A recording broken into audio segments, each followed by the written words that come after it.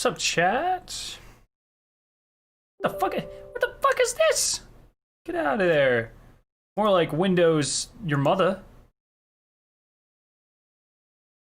Dude, get the fuck out of here. I'm just trying to.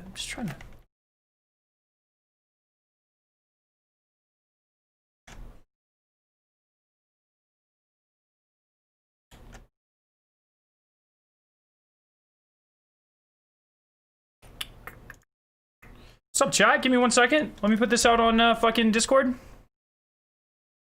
Guys, you guys will not fucking believe the day I've had. Holy shit. All right, so story time. So I leave work in normal time. You know, I leave the lab at 5:45, 6. And I start heading here. And because I knew we had a lot of stuff to cover today, and actually my raid team is meeting later tonight. Welcome everyone, by the way. We're meeting later tonight to discuss our final strategies. We're gonna make a spreadsheet. We're gonna make a fucking like a thing to follow. We're breaking up into our teams. We're deciding. We're getting ready. And so I leave early, and I'm like, all right, I have to have time to stream. So as I'm heading home, the main road. Oh, I fucking dropped my charger. The main road to my house is closed, and they're having people turn around, and I'm like, oh fucking hell. And so I take a detour, and I'm stuck in this road that's maybe 5 minutes long. I'm stuck in this road for 45 minutes. And when I'm almost at the end, no, we're not going to meet on stream, no. When I'm almost at the end, someone fucking rear ends me, dude. I mean, it wasn't fast. I mean, we're going we're bumper to bumper. And I'm just vibing the brand new Bring Me the Horizon album. I was listening to it, and it's fucking amazing, by the way. It officially comes out tonight at midnight. But definitely buy it. It's super, super good. It's super good.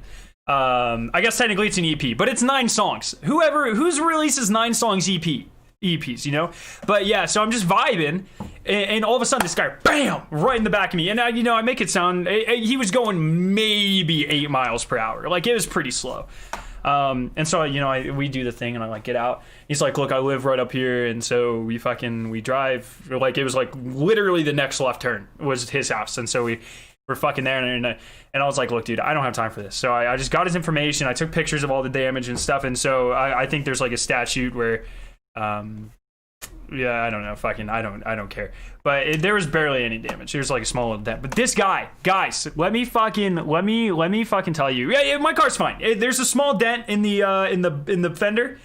It's the fender. Is the back of the car the bumper or the fender? I think it's the fender. Yeah, there's a small dent in the back of my car, just tiny. I don't fucking care. My car's old. But this guy gets out, dude, and he is I swear to God. So he smelled so heavily of fucking of weed, but he was totally he was on something else too. He was methed out of his mind or something. This guy's fucking. So first off, I'm wearing a mask, and I'm trying to maintain distance because I don't know this fucker. And it was a shitty early 2000s Nissan Altima, which is and he's all jittery and stuff. He's like, oh yeah, look, there's not really any damage, and I was like, dude, just calm down. I'm only gonna report this. He wasn't stoned. He was way too fucking on the excitement scale to just be stoned. He was on something else. My boy either just chugged fucking Red Bulls or so I don't fucking know, but he was on something. And he's like, I was like, I'm only gonna call this in if there's something wrong with my car. And I was testing it, I was looking, and I was like, okay, there's nothing. It's just a little cosmetic. I don't give a fuck. And he's like, oh yeah, I was only gonna call it in there too. And I was like, dude, what the fuck are you on about? You couldn't have called that in. What, dude? My man. It was 100% his fault. I wasn't even moving. Bumper to bumper traffic, I'm completely sat still. And he just fucking rams in the back of me. And then he's all like, oh, the guy behind me was riding my ass. What are you're gonna complain about someone riding your ass? You literally rode mine into my ass. Oh man. And so this fucker was on some juice for sure. And I got his stuff. But then I get home, and fucking Victoria found a mouse that our cat was chasing through our living room, and she was waiting outside, or she waited outside for it. She was upstairs by the time I got home, but she was like, take care of the mouse, I don't want it, just take care of it. And so like fucking I got this mouse in a box. I got the mouse in a box, and then I'm going to put it outside, and she's like, kill it. And I was like, no, it's cute. And this thing was maybe this big, dude. It was the cutest fucking thing I have ever seen. We have this big box that our cat likes to play in, and I trapped it in the box, and I like turned the box to carry it, and this shit was I'm talking like this big, like this big maybe, like curled up in the little corner, looking all sad. It's like, oh my god, he's breaking my heart. And my wife's like, kill it. And I was like, I'm not hurting this thing, it's precious. So I just put it outside. But fuck, dude, but I've had a crazy day, so that's why the stream is almost an hour and a half late, ladies and gentlemen. Your cat cornered a baby snake in the basement last week. Wife went nuts. Dude, why are people so scared of this shit? And don't get me wrong, if I see a spider, or like when we used to live on campus, there were roaches, that shit like scared the, like I don't do with bugs, but like mammals, dude, that shit's not scary. I guess a snake's not a mammal, but like mice, that shit's not scary. I'll fucking cuddle a mouse, you know. Yeah, I'm returning my cat. She didn't even fucking kill it. She was like cornering it and chasing it. It's like, what the fuck did I buy you for? What's happening here? But it's the moral of the story is I've had a fucking insane day. So let's watch some Destiny. I'm very excited for this. I'd only be worried about getting rabies. Maybe, dude, it was so small, dude. This thing was a baby for sure. I don't know. I obviously, like, I'm sure a baby mouse could still get rabies. I would assume that adult mice are more susceptible to it, but I don't know that for sure, dude. Fair enough, David. Oh, man. Try turning your cat on and off. Yeah, I don't know. Anyway, so let's do this, boys. I'm excited for this. So first off, the new let's cover a couple things. Luke Smith answered a couple of questions. A couple really, really big questions. One, he was asked what size DLC is this going to be. He said that it is not going to be Forsaken size. He is confident that there, at least with the current capacity of the team and the size of the team at Bungie, that there will never be a Forsaken size DLC again. He said it's just not doable. What he did say is that he did feel like this DLC was bigger than Shadowkeep. So I feel like that Shadowkeep, and honestly, I don't mind that. Shadowkeep is not too, it's bigger than Rise of Iron.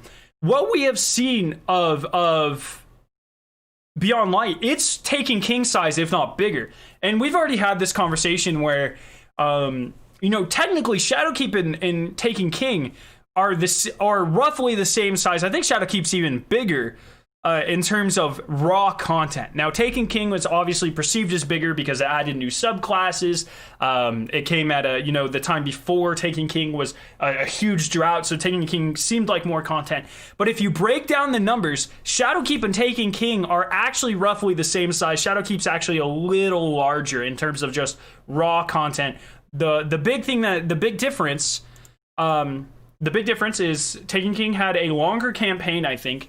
And Taken King had subclasses where Shadowkeep didn't have that. It just had a dungeon and a raid. So Beyond Light seems like it is going to be the Destiny 2 equivalent of Taken King in terms of scope. We are getting an entire new element. We're getting an entire new location. We're actually getting an entire new location and a returning location. It won't have as many strikes. There's only 2 new strikes versus Taken King, I think, had 3. Bond Brothers, Darkblade, PS exclusive one? Is that it? Am I missing a strike? I think that's it, but I might be missing a strike. So I think this is a really good size DLC, and if this is the size DLC that we get every September, I'll be fucking ecstatic. I think that'll be fine. Well, Taken King got a whole new location. Shadowkeep had a reskin moon. Fair enough, Ander. Yeah, no, that is absolutely a fair criticism. That is 100%. That is 100% fair enough. You didn't ban him. He is he's just timed out. I can't untime him, but oh, Blighted Chalice, I forgot about that. And Fallen Saber. Oh, it actually had a fuck ton of strikes, didn't it? We are getting more throughout the year though. So yeah. So that's one of the ways it's going to be different. Is Taken King was all delivered at once. And then after we got Taken King, we didn't get content for the April spring. So what is that? April's 4, September is 9. So for 7 months, we didn't get new content, like substantial new content. Whereas, you know, Beyond Light is an evolving experience. And there's still 4 seasons. So it does seem like it's going to be 4 3-month seasons instead of 4. Wait, no, math doesn't work here. 4 2-month seasons, 2.5-month seasons, 8. Yes, 4 2.5-month seasons rather than 4 3-month seasons. Or the back ones might be shorter. We're not really sure yet. But there's going to be a lot of content delivered, you know, over the next year, which is, in my opinion, a lot better way to do it than here's your content for 7 months and then come back in 7 months. So that's what I'm I did name Bond Brothers, yes. So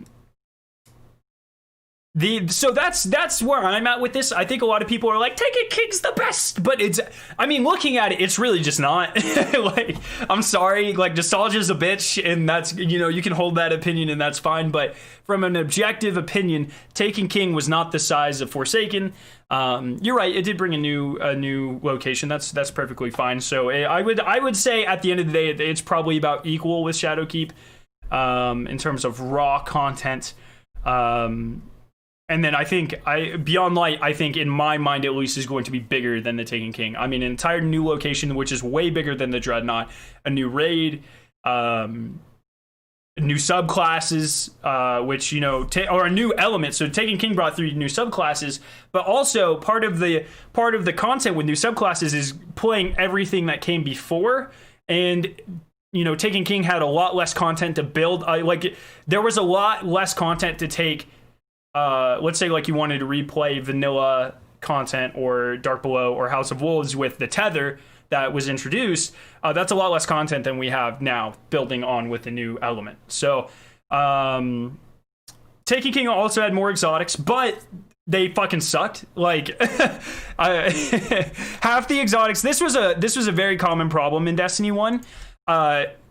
Exotic, like half the exotics just fucking sucked. That's just all. Taken King exotics. Actually, I want to pull up a list. Yo, James, thank you for the super chat, brother. Hell yeah. Yeah, JP, trailer is lit. We're going to look at this in a second. So here's the Taken King exotics. No Time to Explain in Destiny 1 was ass, although it was a really cool quest. First Curse in Taken King was even more ass. Black Spindle was really cool. First secret quest we ever got in Destiny that I remember. Solid Supercell was bad, but people love it. Fate and Strategy is the worst exotic of all time. Ace of Spades in Destiny 1 sucked. No and Beyond, fuck that. Touch of Malice was good in one activity. Boltcaster was awesome. Boolean Gemini sucked. Hereafter, I don't remember anyone actually using that. I think everyone liked Patience and Time more, but I don't know. Sleeper Simulant was cracked. Raise Lighter is one of my favorite exotics, if not my second favorite exotic of all time. Chaperone was not as good in Destiny 1, but still pretty cracked. Telesto was pretty good. Jade Rabbit sucked, but it's PS exclusive. Twilock was really good. I forgot about that thing. Said Meteor was meh. So, I would rather 7 awesome exotics rather than 14 meh exotics, right? So, personally, but, Boolean Gemini was dumb. It had interchangeable perks, and I don't even remember what the fuck it did. I think it was something about like mobility or something.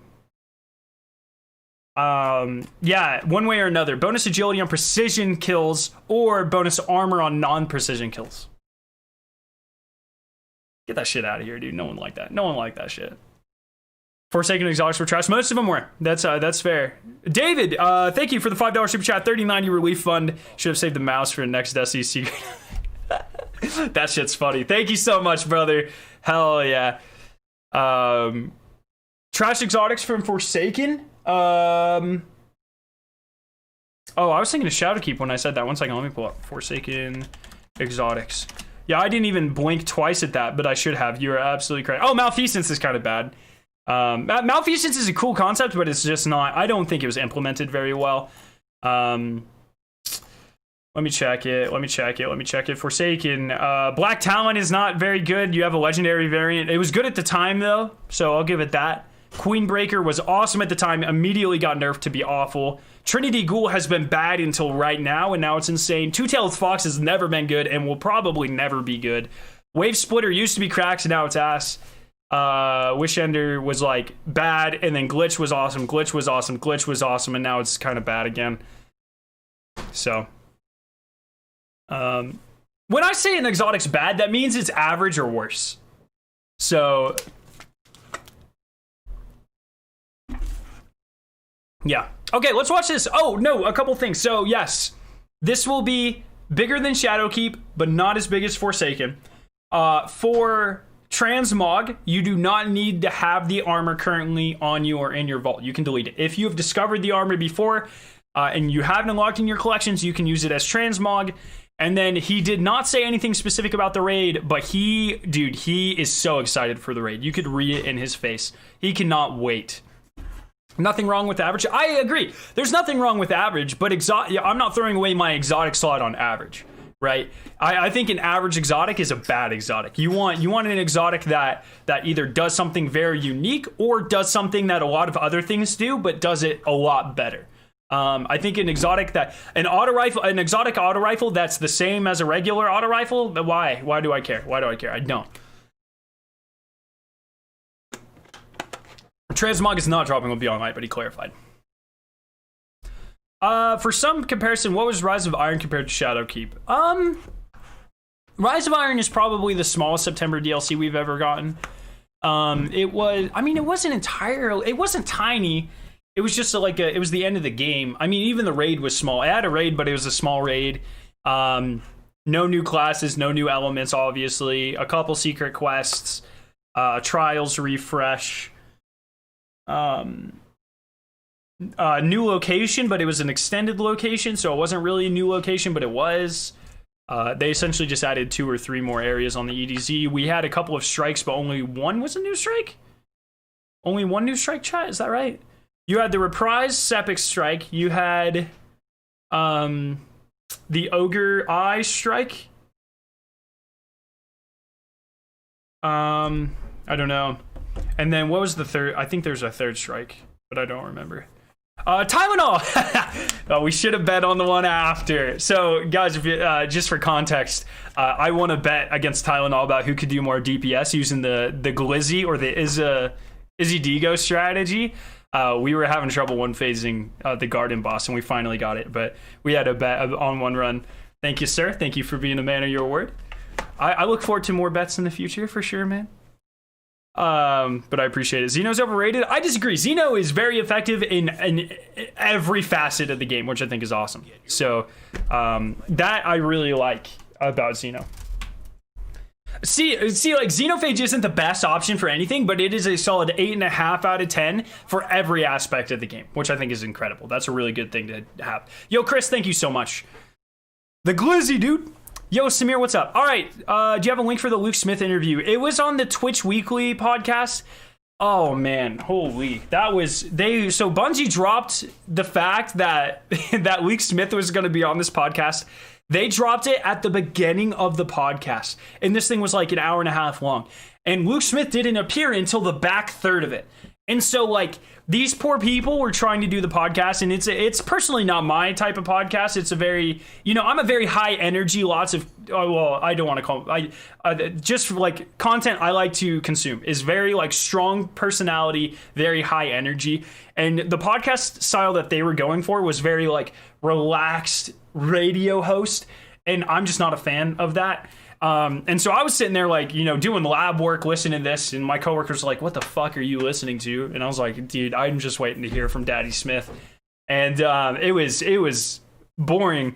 For me, it was a lot of interesting content. I mean, the way they do it is good. Like, it was really well produced. Like, you could tell Twitch, I don't know who runs it, but Twitch puts a lot of money into it. They had a lot of good transitions and stuff. It was very well done. Just wasn't my tempo.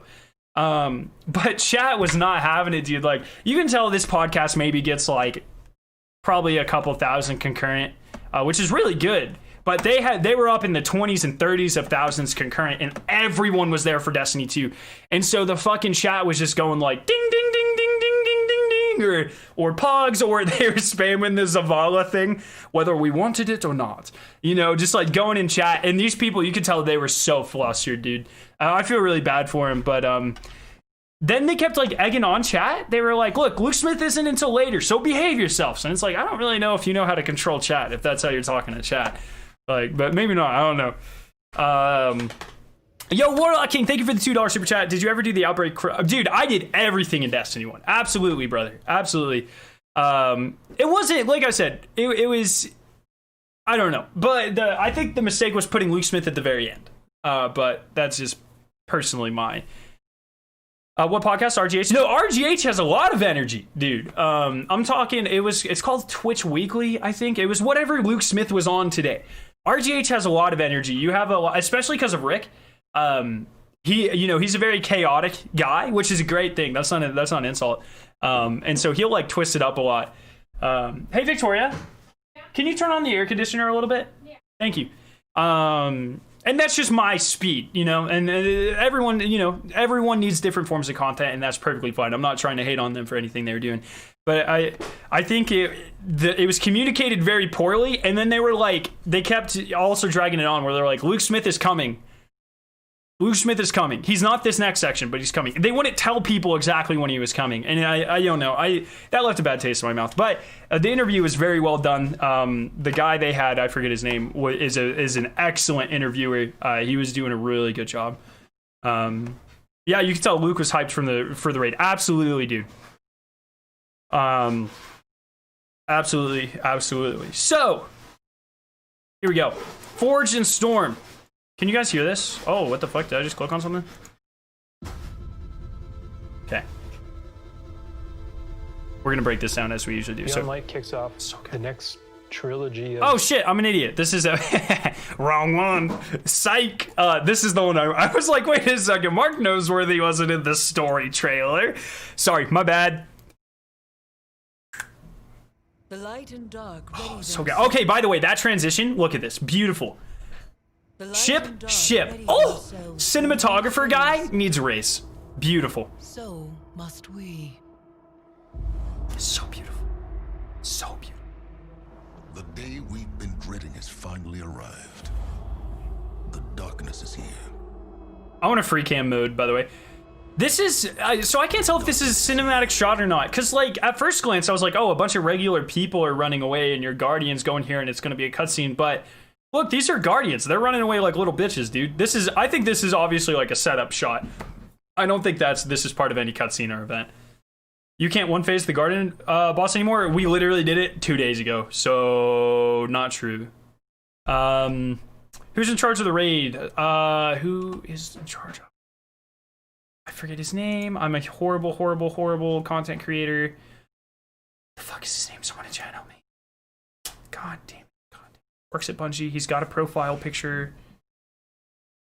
Dude, I have to go through my follows now. Give me a second.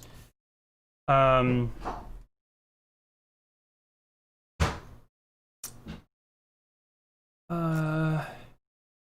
help me. No, not Joe Blackburn. Joe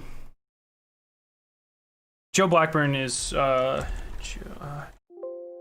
not Cosmo.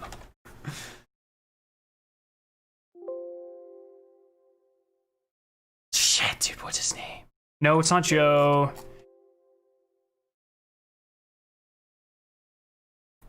Give me a second, I'll find him. I'm so sorry. I should know this off the top of my head.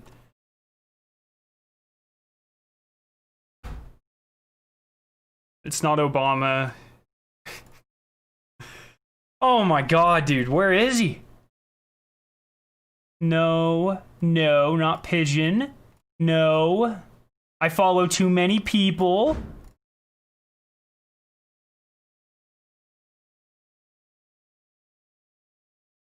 No, it's not Deej. God dang it, dude. I'm going through all my follows right now, but it turns out 444 people is a lot of people.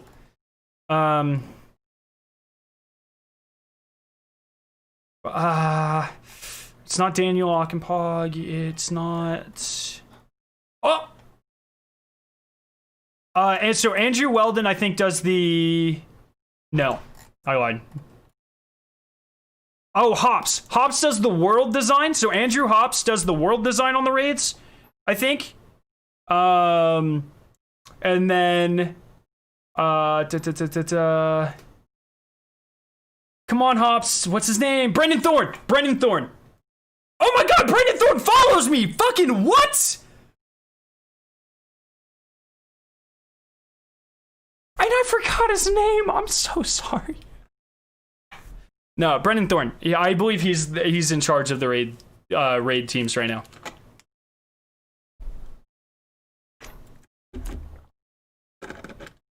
So there we go. Hobbs is world design. He's the art side of it. All right. Is there anything new on the old tower come back? No, I'm every day that goes by, I'm less and less sure about that theory. All right, here we go. Sorry. We are deploying Guardians to all corners of the system to find answers. Oh, am I gonna get fucking... Surely I won't get copyrighted for that. That's not really the song. I'm gonna turn it down. The audio's not really that important. Someone's in trouble. My friends, we are whole. Very good. Well, these cinematics are beautiful, dude. The Vanguard only recognizes them. Okay.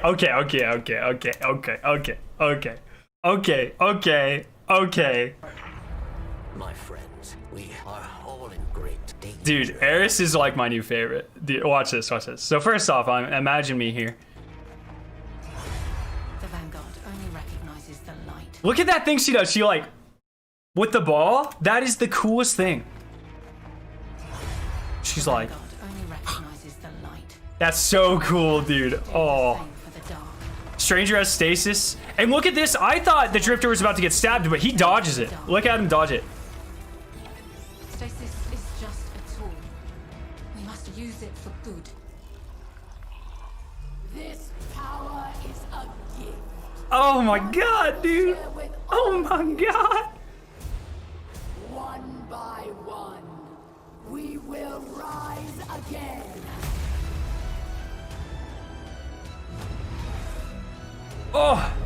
Oh my. So, okay, we're gonna look at environment shots here. These are beautiful. So, okay, so I'd like to point out, this is before my servitor boy gets punished. Look, he's not even an icy boy yet.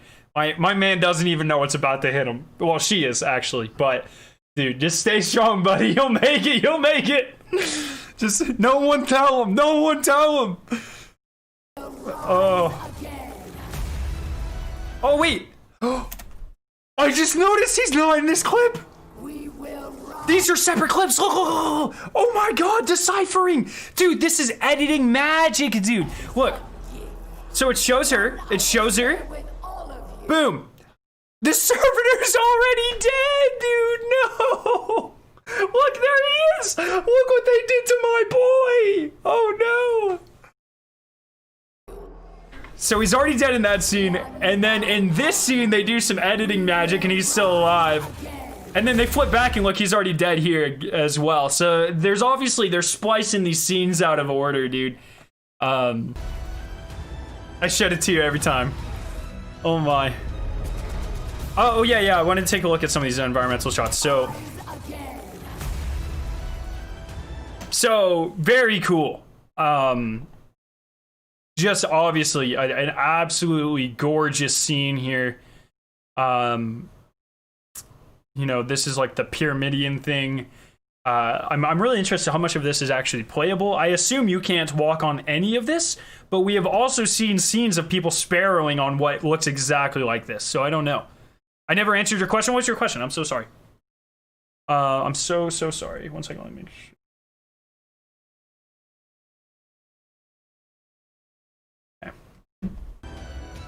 Next scene, you can see that same Pyramidian thing. Oh yeah, see, look. they are on the far side of this construct. They are over here. So, oh, they might be here? It's really hard to tell, actually. There's no good angles here because so it's coming towards them, but it looks like it's going to the right. Well, my right. Sorry, camera's flipped. Looks like it's going that way, which means they'd have to be on that side of it. Oh no, I really fucked that up. Okay, whatever. I don't care. You know, they always kill with the Vex architecture. I would point out that this is a bunch of Fallen stuff mixed in with Vex, but this is beautiful. This is awesome. I don't know if this is this going to be part of the raid? Like, look at this architecture here. Very unique, very almost like 90.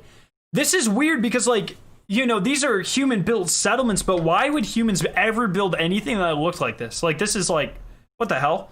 I mean, it looks awesome. This looks really cool. Oh, dude, my man just changed my life forever. Thank you so much. How's the Fallen? What?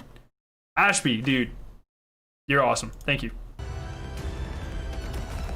Really cool stuff. Really cool stuff. Really cool stuff. More really cool stuff. Wow. And here they show a lot more footage of her lieutenant. So I figured this story mode's probably going to be a lot like Forsaken, where we're hunting down the barons, but you know they're her lieutenants, and then we actually kill Aldrin, which is actually Aramis. Very cool. Vex with the legs, the best boy. Here you can see these things. We see these in a couple different trailers, but they're Vex constructs that kind of look like go and stop, maybe. I think that this is the new activity. We don't know much about it, but I believe this is part of the new activity. So, one truth, death. Oh yeah. I forgot about this. Okay. So first we got the slammy attack with that. So that's once again, it looks like Hunter's gonna have like a Phoenix dive alternative, which is very cool. We got Punchy Boy, just punching away. Hell yeah. He killed the hell out of that thing. He actually didn't. It's kind of disappointing. We have some Clovis Bray shots. Very cool Deep Stone Crypt stuff. Very, very cool. Very, very cool. And then if you look here, we get an eyeball. Which is, I mean, come on, guys. This is totally Clovis Bray's eyeball, right? If we look here in the... If you look, can you see this? Okay, well, you can't, so just give me a second. If you look... Give it a second to open. It's a little bit laggy. Come on, don't do this to me. You know who the fuck I am?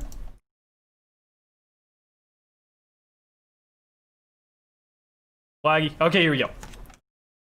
So if we look here at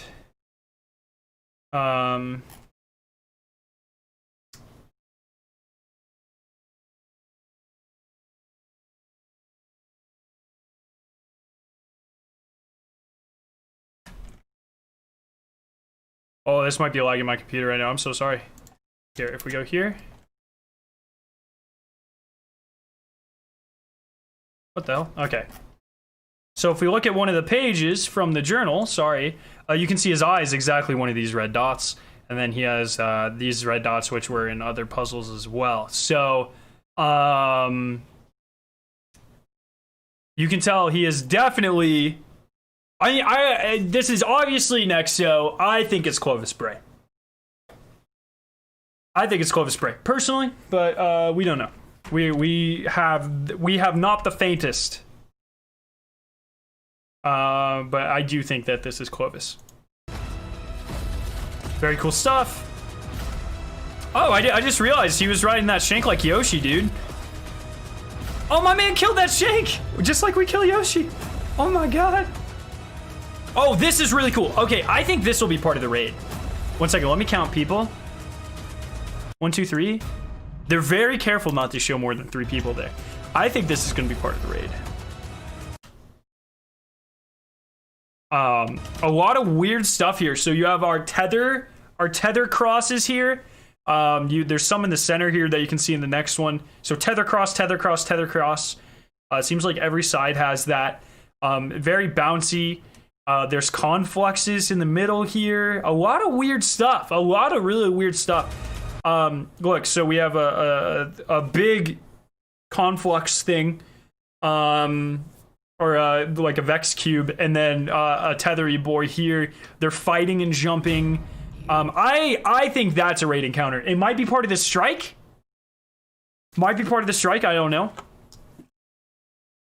You are not special. The darkness is mine. Cosmodrome stuff. That editing is sick. Classic Cosmodrome.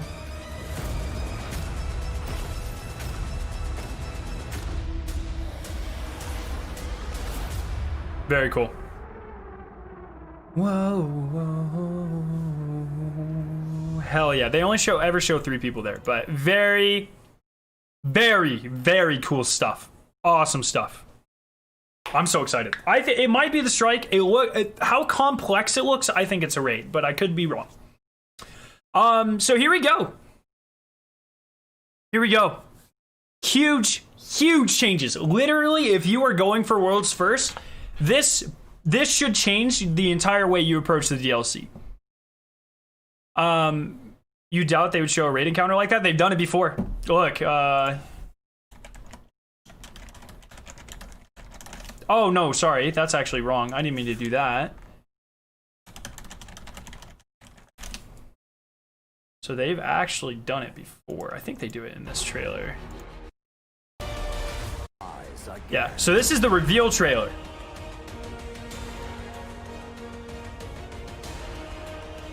God, Destiny 1 did not look as good as Destiny 2. Oof. So raid armor in a reveal trailer, mind you. This is one thing I don't think they've done since. They almost never show the raid armor. But raid, obviously, okay, I didn't realize it. I didn't realize that it pretensed it with raid. But raid, obviously, raid stuff. Okay, well there you go. But they obviously are not afraid to show raid stuff in. Oh, see, that was a raid encounter right there. They literally showed off Templar in the. So yeah, it is not unheard of for them to do stuff like that. So I don't know. The Clovis Exo has the same type of frame as Elsie and Stranger. In the lore book, you say the perfected Exos for him and his daughter. I read the lore book, and that is not at all what I saw. Well, I guess the lore book ends before they become Exos. He just says that he'll perfect it. It doesn't actually ever say he gives himself the perfect Exo. He just says he'll wait. I'm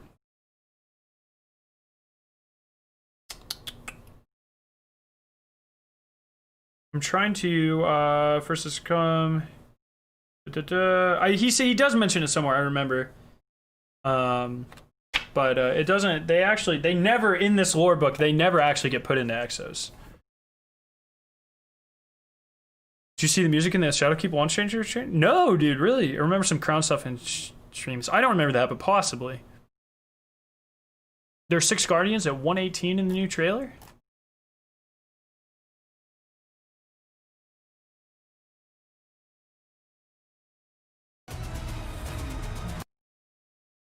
No, there's not. Oh. I thought these were fallen. I think you're right.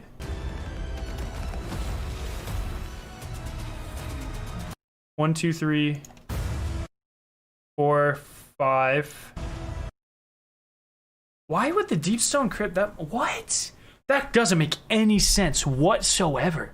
That has to be. I don't know if that's actually part of the raid. Remember, so we also have seen things. So if we go to like the Destiny 2 trailer. Sorry. Well, no, I just want the vanilla trailer. Vanilla.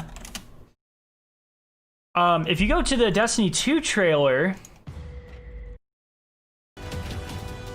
there are certain points where it does show 6 Guardians in the, I believe in the forest. There will be no they show 6 Guardians on one of these trailers in the forest, where the dark forest where you get your powers, and never ever are you allowed to have 6 people in that. So it is not a guarantee if they show 6 players that it's a 6-player activity. Confirm there's 2 raids. Yeah. All right, progression changes. So if you're going hardcore for World's First or the day 1 race, these apply to you like none other. This is actually huge. Honestly, if you're going for day 1, this might be the biggest piece of information that you need to know going into the new DLC. After finishing blah blah blah, you need to level up to soft cap and then powerful and then pinnacle. So here are the caps that we are aiming for. So soft cap. So right now we are 1070, 1060 without light. Is that right? 1060 without light. Yeah. So we need to get up 140 levels for the soft cap, which is where the huge change comes. Then an additional level, or additional 50 levels for the hard cap, and then an additional 10 for the pinnacle. So pretty standard stuff. When you log in next season, all of your weapons and armor will be at 1050 or higher. That's awesome. We've heard a lot of feedback from players for more opportunities to earn powerful rewards from the activities. We have a change coming that will allow you to have a chance to earn powerful rewards from strikes, gambit, crucible, and seasonal drops all the way to hard cap. Seasonal drops being like if there's like a public event or an activity, that's the seasonal thing. It will still be much quicker to continue to complete all of the powerful reward sources each week, but if you want to play... So that makes me think it will be much quicker to continue to complete all the powerful sources. So this makes me think it's like a 1 in 10 chance. Every 10 strikes you complete, you'll get a powerful drop. If that might even be too generous. But if you want to just play strikes or crucible matches all day, every day, you can continue to earn powerful rewards. So this is very interesting. You're going to be competing? Yes, absolutely. This is this is a huge change. I don't know how I feel about this. We'll have to wait and see the drop rates, but this essentially means if you have the time, there is zero excuse for you not being, what is it, 10 to 30, I think. So they want you to be 12:30 for the raid, I believe. So this is another thing that is huge. This is honestly the biggest thing. Destiny is at its best when you're shooting aliens, getting loot, and becoming more powerful. That gameplay loop breaks down the best way to increase your power, when the best way to increase your power can be standing in the tower, handing in tokens to Lord Shax.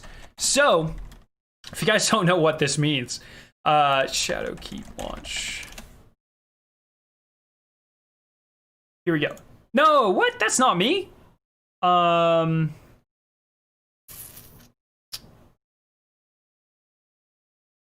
What? Okay, give me a second. We're gonna find my stream here. Oh wait. What the fick? So I want to show you guys why this is important. Launch. Shadow Keep launch. I don't know if I would have named it that. Surely I would have. Yeah, here we go. So, shorter hair me. But the first 2 hours of this stream, if you guys didn't know... Oh yeah, we played Borderlands until it loaded. I forgot about that. The first 2 hours of this stream were literally me just turning in tokens. Oh my god, my face cam was so white back then. Jesus Christ, why didn't no one tell me? Like, literally the first, 2 hours of the stream were me sitting in the tower to level up. No one loves that. That's not fun. That is boring, dude. That was so... Oh, am I wearing the same shirt? I didn't even notice. That's awesome. No one likes that, you know? So I'm glad they're making this change. So starting next season, gear received from collections and turning in tokens will have a lower power than previous seasons. Now, I'm really interested if this applies to your season pass. The best way... So say I level up one character to 1200, and then I'm going to my second character. So I get my hunter up to 1200, I go over to my titan... The best way to start your Titan is by claiming, or right now, is by claiming your, at the beginning of the season pass, there's a box, the very first level for paid people, and it gives you a piece of armor in every slot, and it matches your light. So, what you would do is you would take your weapons from your 1200 hunter, your 1200 weapons, you would switch them to your 1050 Titan, And just because of the weapons, your Titan will go from 1050 to 1070 or 1080. And then you claim that armor, and that would make you go way up. And you go from 1080 to, let's say, like 1100 or 1110. And then you would pick single pieces of armor to boost you up even higher. That's been traditionally the best way to level alt characters. So, we know that token, stuff coming from vendors and stuff that you get from your collections will be 1050. But how does that apply to season pass stuff? Who knows? This is a huge change. So essentially what this means is until you hit 12. So what you need to do here, does it tell you?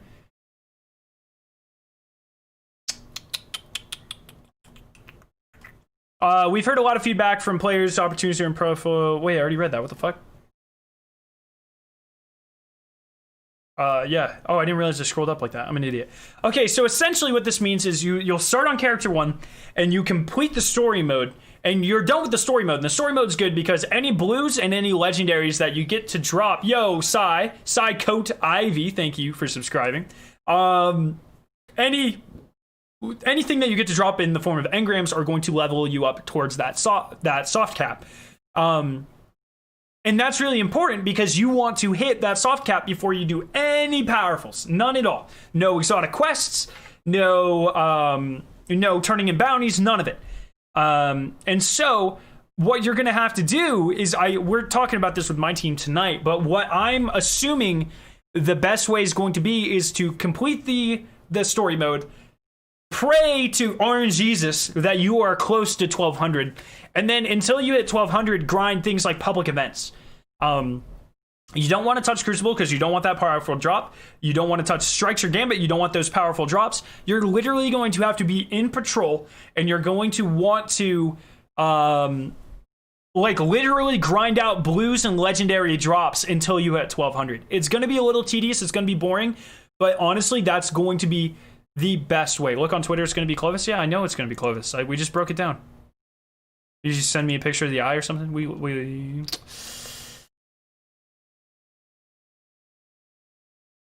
you didn't telling me to look on Twitter is very vague. I just broke down why I think it would be Clovis. All right, there's nothing on Twitter.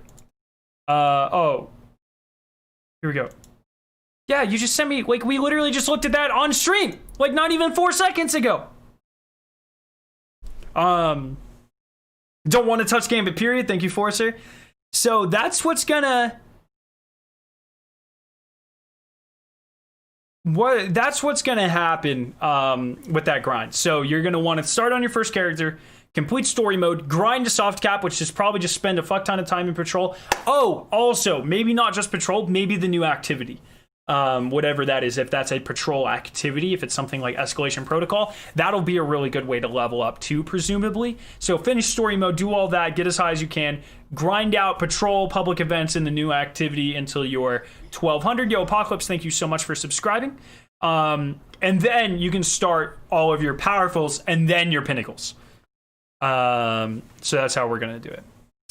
Or that's how I plan. Like I said, I'm meeting with my raid team right after this stream. But that's how I think that we're going to do it. Now, this is so sad. Some currencies and items have changes coming, blah, blah, blah. So with several destinations going to Content Vault, maybe you've been wondering what's going to happen to the planets that disappear and their respective currencies. Starting Season 13, Phase Gas, Needles, Alkane Dust, Simulation Seeds, and Seraphite will no longer be accepted by vendors. So you have a season. Beyond Light Season 12, you have a season. For those of you who still have unspent stockpiles by the end of the season of the hunt, Spider will be kind enough to offer a small Glomir exchange taken off your hands, but the best value is to spend them. So I'm going to have to go to all these. I have 4,000 of every material, so we have a lot of spending. There are other items. This is so sad, dude.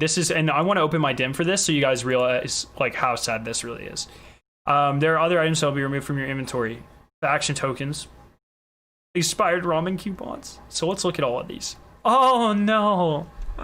Oh no, this is my entire fucking inventory, guys. I don't think you realize how much of a nerd I am for this stuff. So this is my dim. Oh no, dude. Cade's odd and ends. So we're losing. We're the fucking the lucky rabbit's foot. It's gone. The chocolate perfectly normal coin. It's gone, dude. The scromoratic cube. It's gone, dude. All of these are gone. Celery gone. Artichoke gone. Is the artichoke gone actually?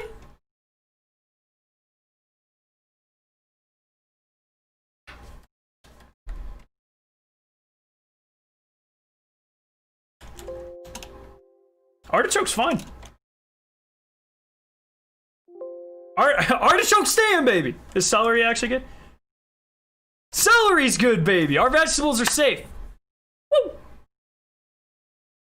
Oh man, for sure, Melina. That first 2 weeks, I will be playing pretty much exclusively, excuse me, with my raid team. But after that, absolutely. What else we got? Oh, these things, Forge Palmers. Oh no, that's a big rip and shot, dude. We're losing everything, and worst of all, my loot of Palooza key, dude. Oh my god! Don't take it.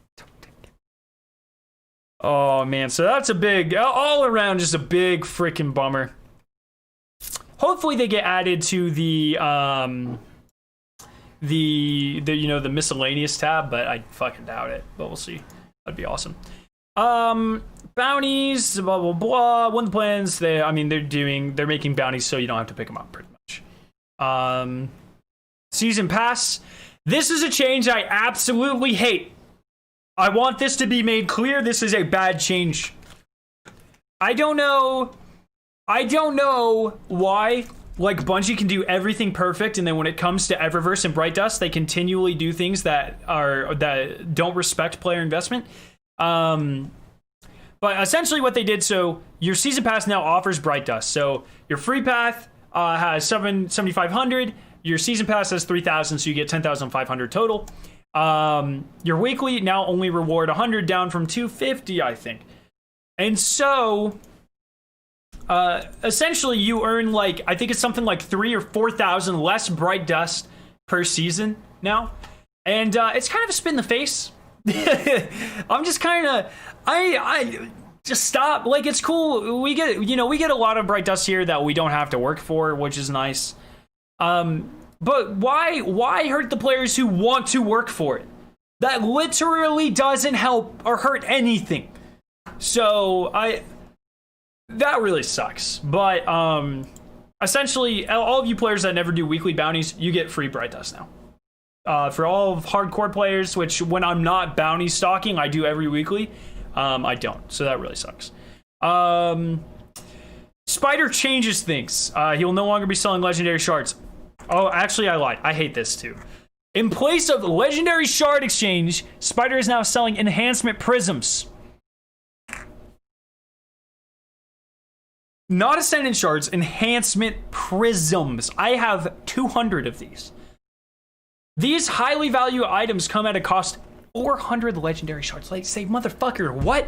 400 legendary shards? Excuse me?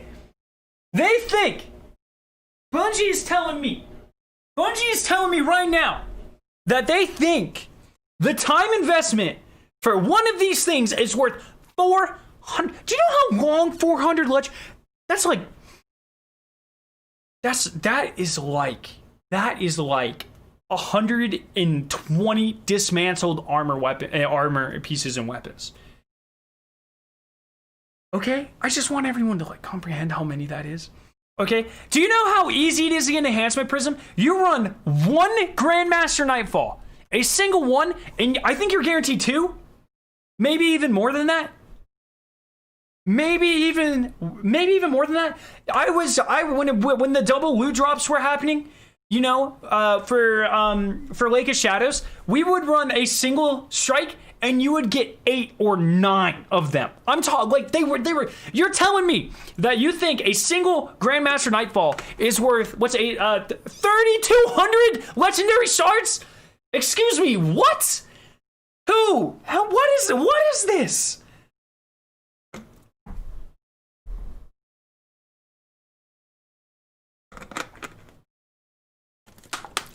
What the fuck is this? That doesn't make any sense. That makes exactly 0 sense. I just want to clarify. Bungie has done let's say they've done a million things for Beyond Light. There are 2 things I'm not happy with, and they're both in this swap. Everything else is fucking perfect. That's fine. Bungie's done an amazing job, but this doesn't make any sense. What I feel like what happened here is whoever's calculating this stuff is on the Bungie or the Destiny Universe metric system, and they were converting to the Destiny version of the Imperial system, and they just forgot a 0 or something. That's what I want to tell myself is like, oh, someone just sucks at math, or they forgot to cross out their conversions or something, something a general chemistry student would do. Believe me, I've taught them. This is absurd. That doesn't make any sense. Their whole thing was like, look at their justification. Let's zoom in right here. This exchange, Bungie will no longer be selling legendary shards. This exchange was removed mainly because of it not seeing enough use. So, and then they go on to say, in place of the legendary exchange, you can spend 400 shards per prism. So you're telling me someone thinks that more people are going to spend 400 shards on a single prism than the amount of people that spend 20 fucking glimmer on a legendary shard? Are you kidding me right now? Does anyone understand what, like, am I going crazy?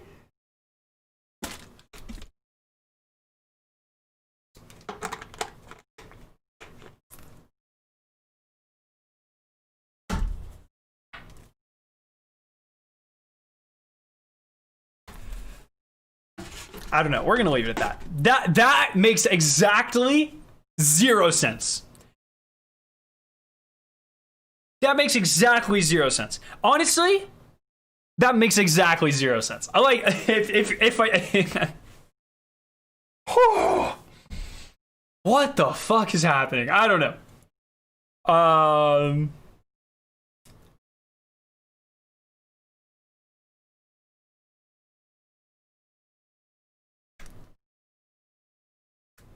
I really hope that's I don't really care. Also, this is really okay. There's a third thing. I thought this was really funny too. Secondly, we've taken another look at how enhancement core exchange works and made some changes. The ascending cost mechanism was removed and in its place. So if you guys don't know, if you bought a legendary shard, it would be 10, or if you bought an enhancement core, it's 10, 20, 40, 80, and then 160, and then it capped at 160. I think it might have actually even gotten more expensive. And so what people would do is they would buy 1 or 2 enhancement cores per day. You're not going to Spider every day and dumping 500 legendary shards. You're waiting. You buy 1, you buy 2. And so what they're changing it so it actually costs 30 shards each. And so they try to justify it here. This is actually really funny. More importantly, it's also cheaper. In the old purchase model, you'd pay 310 legendary shards. Now you'll only pay 150, which will save you 160 legendary shards every 5 cores. But that's not true.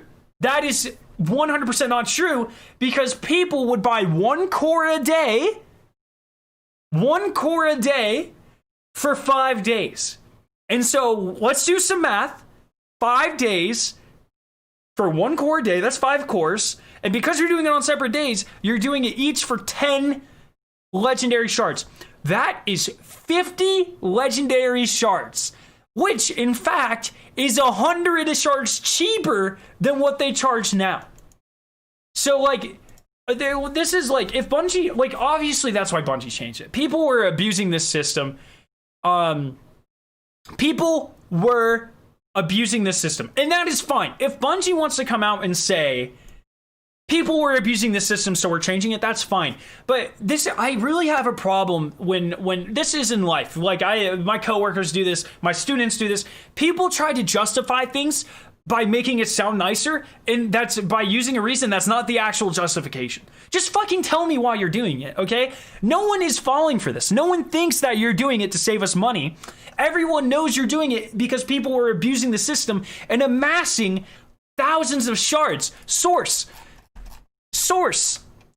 I have 1,700 Ascendant shards. I am the one who abused that system. I know how it works. I know why you're changing it. Don't try it. Don't fucking, beat around the bush. Just tell me why you're doing it. So, I don't know, man. It's one of those things. Once again, in the grand scheme of things, this DLC is going to be incredible. Bungie's been doing really well. It's just small little things like this where they try to make things sound really eloquent and like, oh, it's actually to benefit you, but it's really just not, though. It's like if let's think about it like this, right? So let's say a coal plant opens up in your hometown and people start getting sick. And the coal plant comes out and says, hey, we're net positive. We generate hundreds of thousands of dollars of revenue and we make you guys jobs. But people are, and someone's like, oh, but people are dying.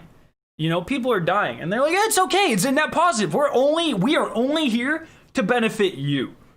It's essentially, I mean, obviously there's a couple holes in that logic, but it doesn't make any sense, right? Like just tell me your intentions, Bungie. We know it. This isn't necessarily lying to us, but it's trying to put a nice spin on things, and honestly, we don't need it. So just tell me, dude. Just tell me. Exactly. This is okay. Nicholas, you made me. This is exactly right. It's with the new iPhones. Apple is not giving you a charger, and they're not giving you headphones. I think it might just be headphones, but I think it's a charger and headphones. And they're doing that because everyone already has them, and you don't need extra accessories laying around. That's not why they're not giving you stuff. They're not giving you those things to save money, right? So, like, when a company is like, "Oh, we're doing this to help you," to make it seem like you don't have a hoarding addiction. That's just bullshit. They're just doing it to save themselves money. And also, they did put the environmental spin on it, which is, that's true, but Apple doesn't give a shit about that, dude.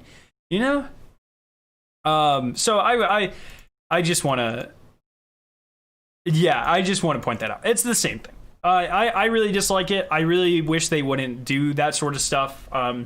I'm sure Bungie doesn't have any truly negative intentions with it. I'm sure they were just trying to put a good spin on it or whatever. But honestly, like, it gets me really worked up, and we don't need it. We're not babies. We all abuse the system. Us hardcore players, we know. Just tell us how it is, dude. Like, come on. So, I just want to throw that out there. I don't know, man. This is a really good change. Let's change the tone here. I love this change. This is a fantastic change. All Sparrows will now have the Speed Demon perk automatically on there. So all Sparrows summon super fast. You don't have to waste a perk slot on it, and you don't have to waste a ghost perk slot on it. Very cool. Eververse stuff, we already know about all of this. That's pretty much it. Next week we get a patch note preview. So hell yeah. Good stuff all around. I just wish Bungie didn't baby us like that, but it is what it is. At the end of the day, I don't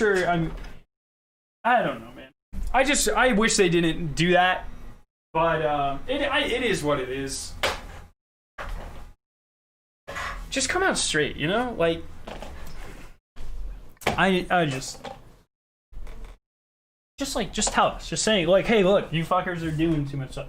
I think they did stuff like that with the sword skating too. They're like, to maintain parity of movement, and it's like, no, you're worried about people going too fast. Like, we get it. Like, you're not fooling anyone by putting a good spin on it. We know that people have been abusing this. There's no need to lie about it. I don't know. What's your least favorite thing they've announced? What is the least favorite thing that they've announced? Is there anything that'll actually hurt me as a player? Can I? Here, one second. Will that fix that? Hell yeah, dude, we're cracked. I can't believe how white I was in that clip. Why did no one ever tell me?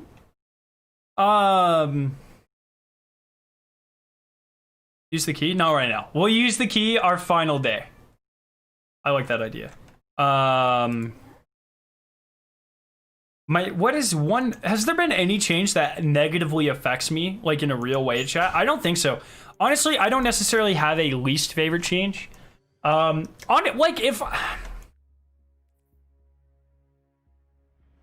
I don't really have a least favorite change. I don't know. I'm kind of cool with everything. I'm the type of player that'll just adapt.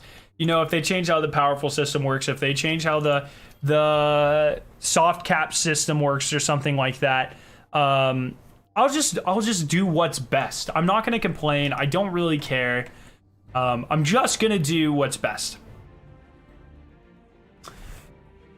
Bro, you're the best, but did you watch the 6900 XT or 39s basically? No, so that's actually not true. So the raw reported performance is about the same.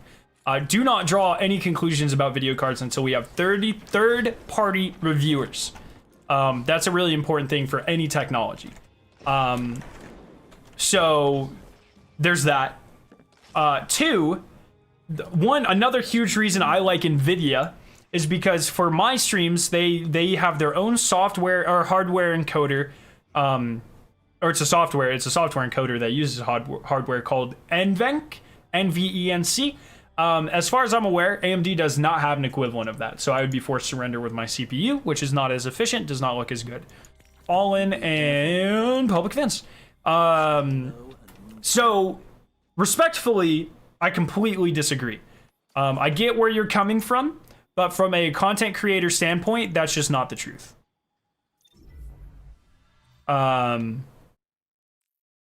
I am very excited to see competition. One thing I really like about NVIDIA is they show the importance of having a, where the fuck is my recluse? Oh, there it is. Of having a scientist in charge. Their CEO, I think, someone really high up in the company. She's an engineer. She has I believe a doctorate in engineering. And that's why AMD has been so competitive compared to Intel. Because, you know, with these other companies, you have a business person, a business major running this shit, and they don't know what the fuck is going on. They know how to spin things. But with the scientist in charge, you can truly understand your limits and limitations and where you need to go and that sort of thing. So that's something I really respect about AMD.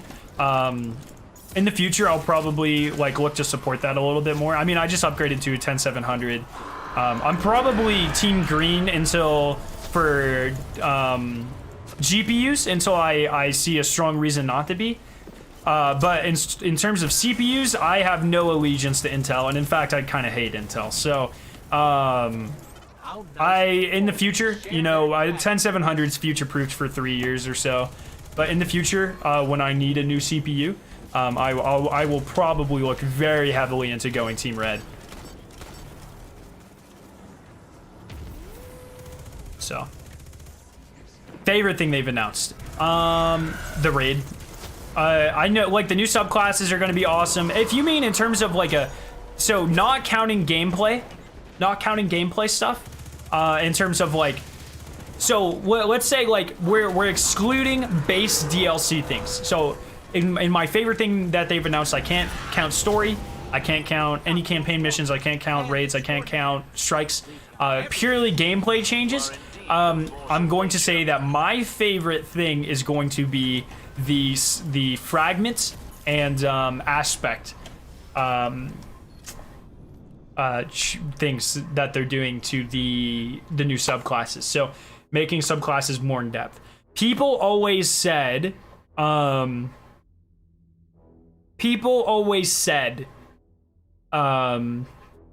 you know, that we want the Destiny 1 subclasses back, and people always say that. And my counter argument's always been, even Destiny 1 subclasses did have more customization options, but none of them were viable. You know, for every subclass, there is one, maybe two builds that people would use. Where in Destiny, most classes have two, if not all three, being very viable choices. And so while Destiny 2 had, or Destiny 1 had the illusion of more customization, really you were restricted by gameplay difficulty in what you were actually able to use or what you should use. And so by using this changing it and finding a medium between the two in the aspect and fragment system, I think that's really interesting, because that way you are truly adding customization to your classes that will fit your play style, which I think is really cool. Has your day one loadout changed? Not yet, but we'll talk more about that. That will really depend on what weapons are easily farmable and come with Beyond Light. So we'll see closer to what's going on there, or what I get as I level more and more. Get ready. The blight's opening. The blight's opening.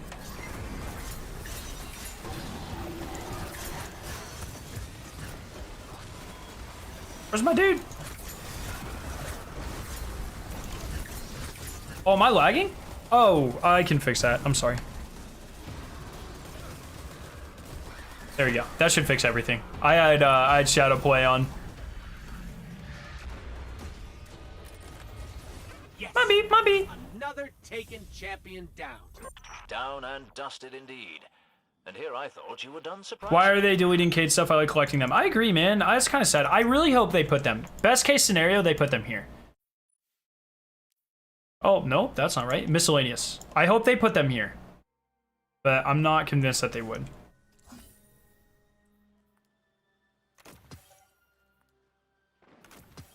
Yes, are they punishing us for hoarding bounties? So it is no different than it used to be. What I will say is, don't turn in any weekly bounties or any Crucible or Gambit or Gunsmith bounties until you are completely done leveling, or until you have maxed out. So let's say you are safe to turn in your Crucible bounties when you have done the brand new, or the powerful reward thing for Crucible, where it's like turn in 8 bounties. But all 8 of the bounties that you use have to be new bounties from Beyond Light. So after you've done that on your character with all new bounties, plus you've hit 2,000 Valor and not prestiged, then you are completely safe to turn in your bounties. Or just wait till the day before the raid. That's probably what I'll do.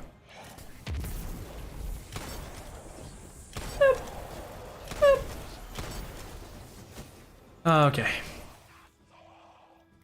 So we're doing all the daily ones, so I have bounties to turn in right on launch.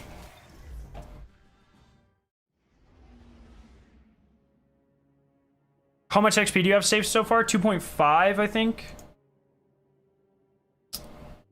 2.5?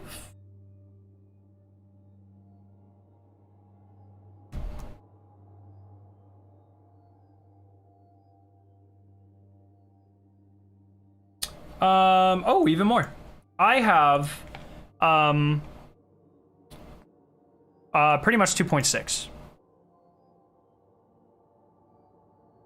I'm trying to hit that 3 mil. I don't know if dailies are going to be enough to push me over, but we'll see. I'm pushing. So I broke my 2.5 goal. I'm going for 3 million. Yo, what's up, Zajon? How you doing, brother? I assume, Sean. I assume.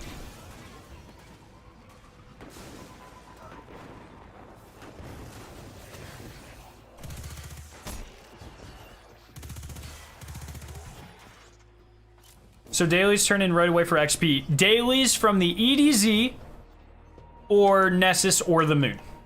Yes. 20 million? No. Yeah. Third. What? The fuck's happening here? 3 million.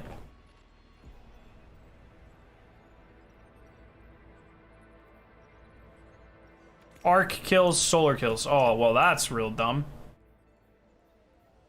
Arc, solar, okay.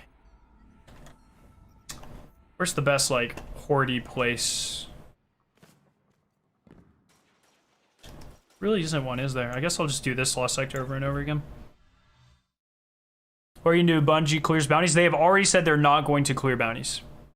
Do you think there's going to be anything special for planets going away? I expect a cutscene. I think the ARG will result in something. I don't know. That is a week from today. Pretty excited about that. I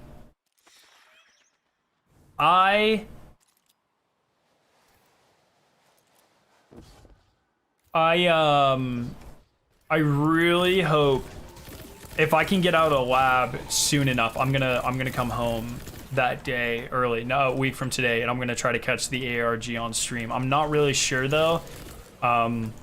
Really depends how fast or slow my students are that day. Luckily, this is my fastest class on Thursday, so we'll see, man.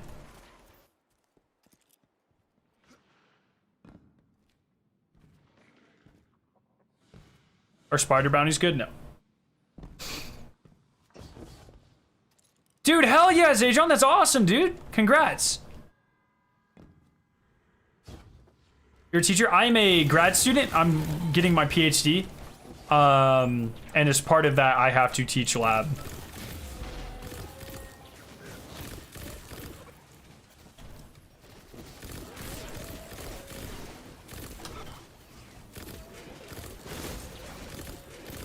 I just realized this is my PvP one.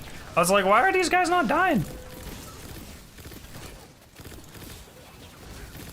Dude, even a PvP one's like freaking cracked, dude. I might bring this into the raid, no cap. Oh, and that way I can use the charge with the light sidearm build too, dude.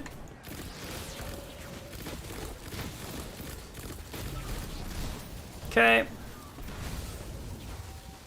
My man just committed self-deletus there.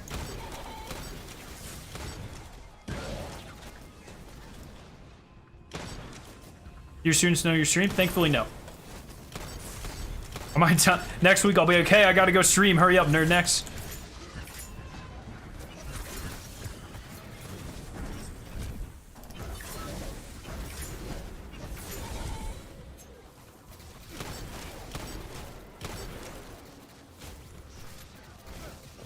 Boop, boop. Oh, what do I need? Probably like one more. Oh, well, 12 more. Close enough. That's close to 1. 12. Wait, what? Bros, a scientist, can you give me your point of view of what would happen about COVID if Biden were to win the elections this next Tuesday? I think it's too far gone to salvage. I think, you know, Biden would obviously put in restrictions and mask mandate, or, well, yeah, obviously he can't do anything on a statewide level, but he would try to. He would work with governors. But honestly, I think the damage has already been done. I think the best... What the fuck? I think, honestly, the only thing Biden could do is encourage people to get the vaccine. But I think in terms of people hearing rhetoric and trusting the science behind COVID, I think all of the damage has been done there. I don't think people care. I think if there was going to be a chance of making people care about it, the time was in February or March, and that obviously didn't happen. So I think honestly the greatest impact Biden could have on how soon we come out of this quarantine is Biden working with people to instill trust and in vaccines and finding ways for states to mandate them for certain things. Like, for instance, in my college, students have to get it, which is obviously a really good thing. Enough people got it, people are obviously getting it. But if you look at like the flu every year, the flu vaccine is optional, and you know, people don't get it. Even though it's free, and that ends up hurting us. And we always have a flu outbreak, and some years like the school district has to shut down. This year, all school districts in my state, I think, have required the flu vaccination, and I have not heard of a single outbreak of the flu. So,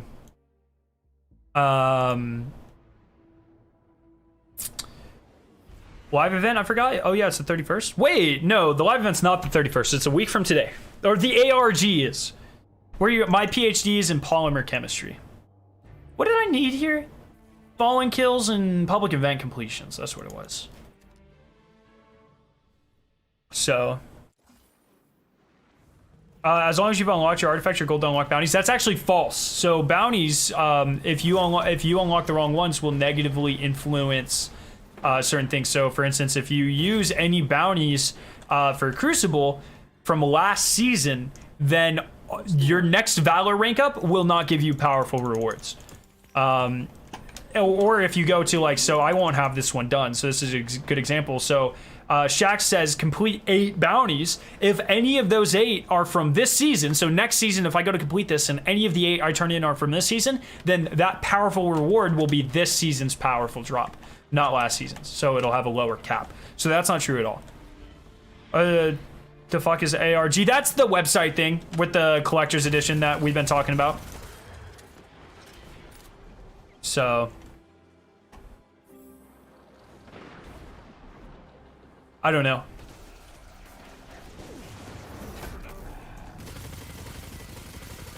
Oh my god. Wait, where did the public event go? I should probably go do that. Do exotics save in your postmaster drop new exotics? They have. Oh no. Oh wait, I did it. Yes. Every DLC in the past they have. Yes. So Terrible the Terrible, dude. I use this thing to get footage, and it's actually like fucking insane. I'm gonna prepare you guys because the ranking video is coming. It's supposed to be out a week from Saturday. I'm just finishing up footage, and then I'll finish up my rankings and then record it and edit it.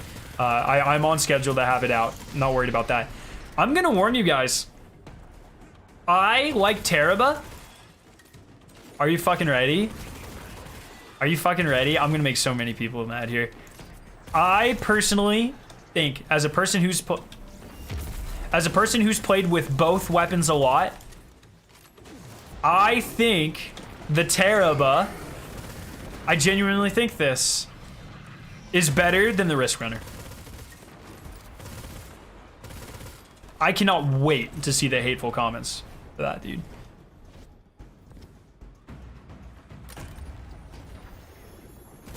If you save exotic quests for Deathbringer and Xenophage, it should drop powerful. So in the past, so with Shadowkeep, if you saved things from Penumbra, they did not award powerful. So I'm not sure how true that is. The problem is that people, they don't give Teraba a chance. They just hear it's bad and they assume it's bad. But Teraba, again, in high activity, that's the thing. Risk Runner might be better in low activities. Risk Runner might be the king of patrol or whatever. But Teraba is 1,000,000% better in activities that are difficult. Like raids, I would use Teraba over Risk Runner any day of any week of any year. 100%. When you put this thing into bosses, it is insane what you can do. One second, let me charge this before the boss comes out. Oh, okay, we might have actually already killed. The only thing they need to fix with Teraba, watch that, watch this. You lose your charge. If they fix that, and they make it flow as well as Recluse does, 100% will be will contend with Huckleberry to be the best primary exotic weapon. Primary exotic weapon, sorry. How did you get a PhD being so young? I do not have a PhD yet. I'm 2.5 years into my 5-year program.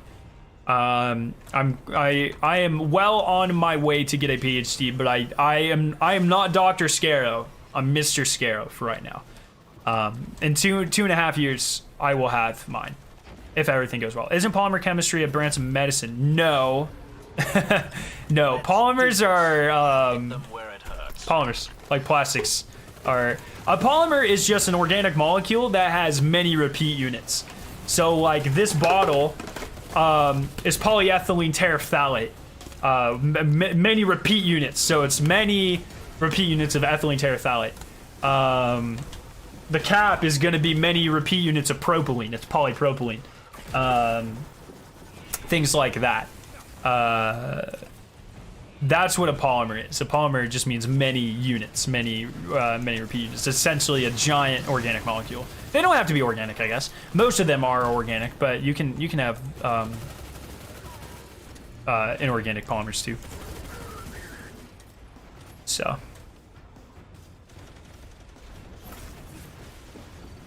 That's all the vents. Here we go. So polymers to chain the same thing? It doesn't necessarily have to be the same thing because they also make copolymers. So like for instance, this screen will be a polycarbonate. So just a molecule with a carbonate functional group, many repeat units. But there's additives in this screen. So for instance, a common additive for things like screens and actually woods and stuff is called SMAs, polystyrene co-maleic anhydride. And so it's actually a repeat unit. It has a repeat unit of styrene and then and the repeat unit of maleic anhydride alternating like that. There's all sorts of different types of polymers. We can have termers, or what are they called? Trimers? No, sorry, terpolymers, which are so there's copolymers, which are 2 repeat units. Terpolymers are 3. You know, you can obviously have as many as you want. It'll get really chaotic and non-ordered. But that's how polymers work, and that's what I do research in. Pretty cool. Yes, and then I need solar and void. Is it easy to make plastics? Unbelievably easy, dude. Unbelievably easy. That's why so ethylene. So if you've not this, so if you think of a trash bag or a shopping bag, those are polyethylene, low density polyethylene. Ethylene is one of the most abundant molecules that are monomers on Earth because of it's found in oil. So you can, it's a gas, so that's not really the best example. I guess the best example would be styrene. It actually is, so polystyrene, that's like petri dishes, styrofoam, that's polystyrene. Styrene is also derived from oil. Most hydrocarbons are, at least are simple ones. And so, polystyrene is incredibly easy to make. Like unbelievably easy. In fact, styrene, under the right conditions, if you heat it, can actually self-initiate. So usually for polymerizations, you need to add an initiator so just some molecule that'll make your monomer more reactive. But with styrene, it can undergo a Diels-Alder with itself to self-initiate and polymerize radically. It's really cool. Most of you guys don't understand what that means, I'm sure, but just pretend you do and pretend it's really cool. Chemical formula for meth is simple. Yeah, I mean, there's a reason people make it in their garages. There's a reason like things like cocaine are derived from plants and meth isn't. It's because meth is actually relatively simple to synthesize. Why not make some meth? Because it's illegal. And you know, I feel like I can do a lot better things with my talents and interests than encourage someone's drug habits.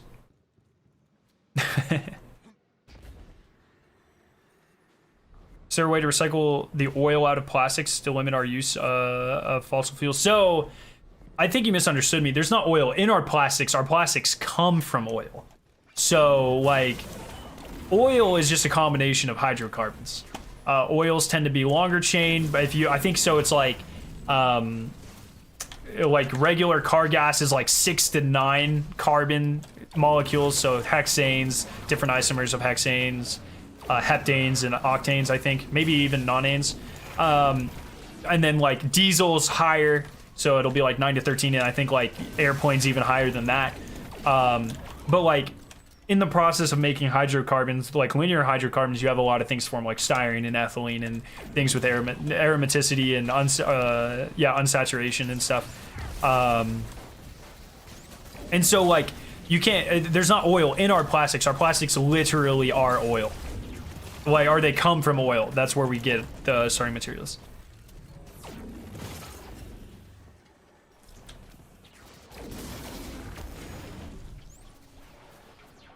Is there a way to derive hydrocarbons from polymers? So you're talking about depolymerization. So it's essentially turned like, if we take a shopping bag, you know, we polymerize ethylene into polyethylene.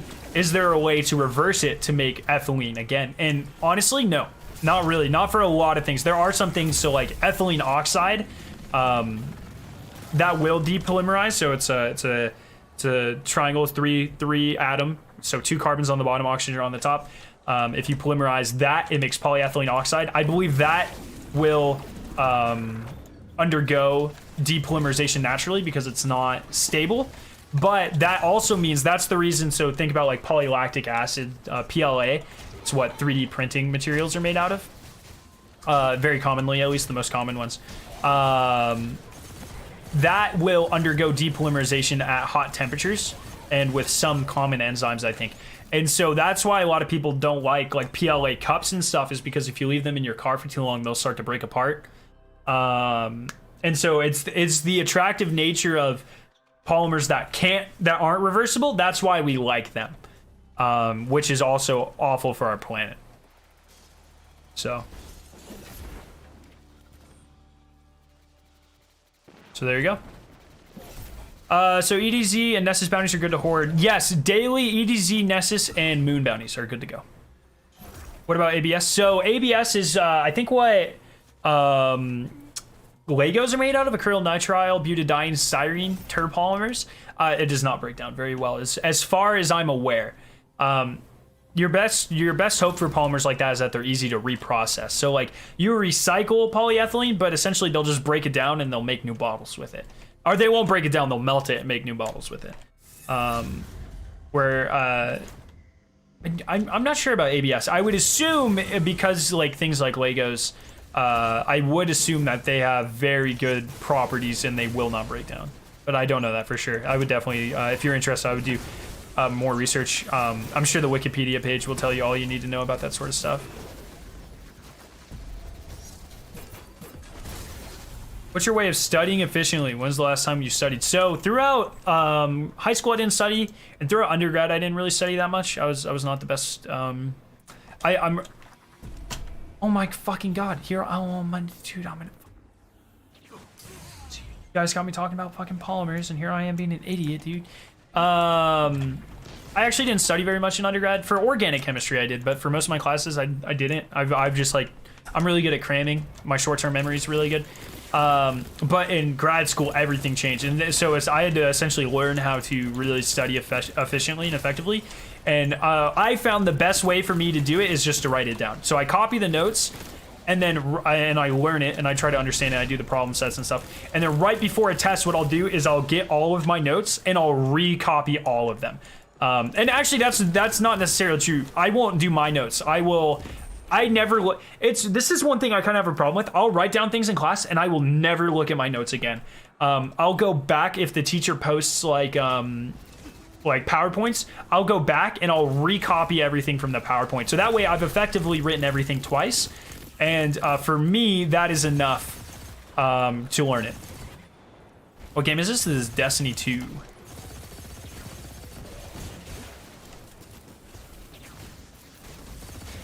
What the hell?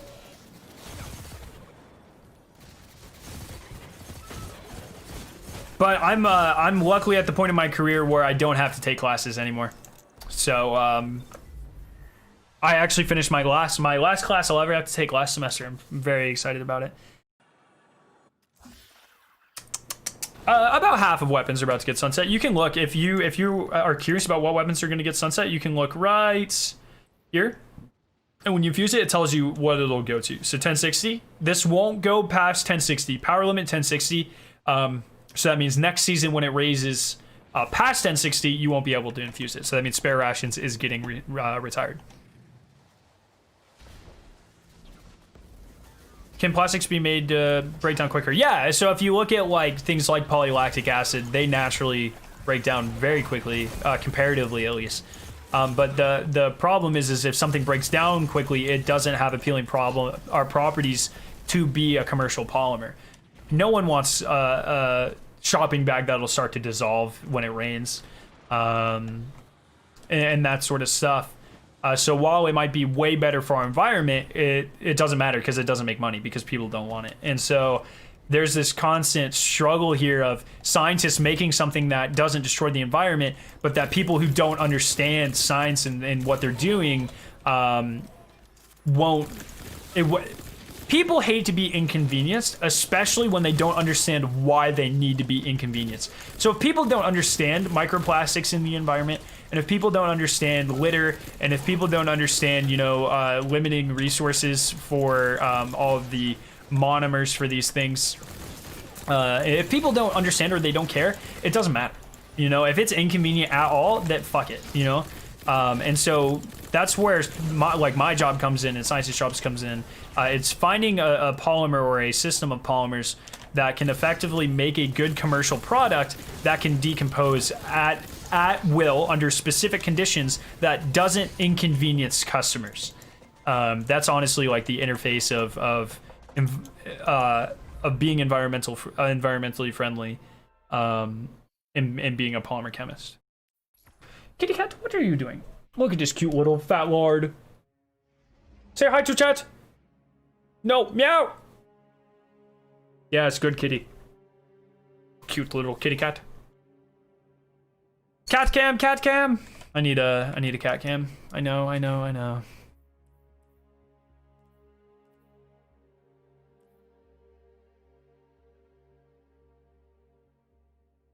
Oh, you tubblard.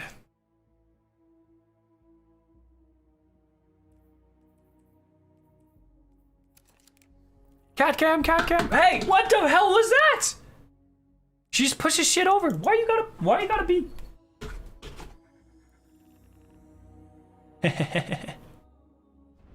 Will Trials gear stay for good? Not for good, but for a few DLCs, yes. No more min-maxing, people actually play the game now. Yep, I agree, I like that. Yes, no, that's exactly correct, Targaryen. I just got a new kid and all the old ones are freaked out. Yeah, dude, I bet. Ah, dude, cats are so cute. Don't let them know that, though. Spoiled brat. I was catching up on the stream. I gotta say 400 shards isn't that bad when you only have one prism. No, I mean, it's the conversion rate's bad any way you look at it. I mean, it is much more worth your time. What was your name? Clone. It's much more worth your time to get an LFG team and just run an easy Grandmaster. A Wake of Shadows Grandmaster will take you 15 minutes with an LFG. What? What? I didn't realize I was doing so well on my prep for this guy. Oh my god, I'm almost done. Is this everything? Okay. Like one more day of prep on my Warlock. I didn't realize my Warlock is so much further ahead.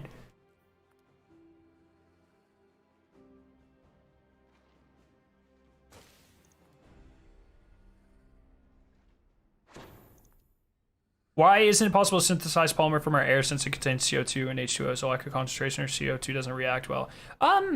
Yeah, so CO2 isn't super reactive. I mean, it is reactive, and people do make polymers out of CO2. I mean, that is a thing. You can look for, it's not, I don't know if homopolymerization of carbon dioxide is a thing, but you can definitely, they're called carbonate polymers a lot of times, and you can make copolymers with them. And this is especially attractive, not because you use necessarily CO2 to react, but they break down into CO2, and you can actually get them to break down.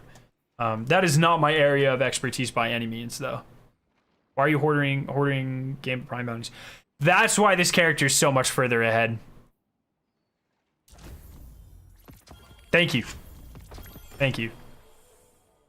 Good call, chat. Good call. I would have looked like an idiot. Kitty, stop messing with that.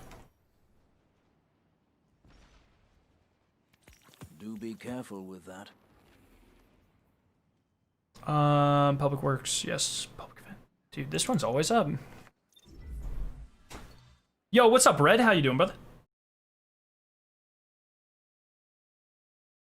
Sorry, my kitty's, I'm scratching her ear and she's loving it, dude. When I've talked about this on stream before, but when I scratch my cat's ear, dude, she like goes into it, dude. It's honestly like so hard sometimes that I'm worried for her because I'm pushing like right behind her ear, like right here. And she'll like just dig into it, dude. She loves it. It's kind of scary, I don't know. You keeping Crucible weeklies? Yes, I will keep Crucible weeklies, but I will not turn them in until the day before the raid.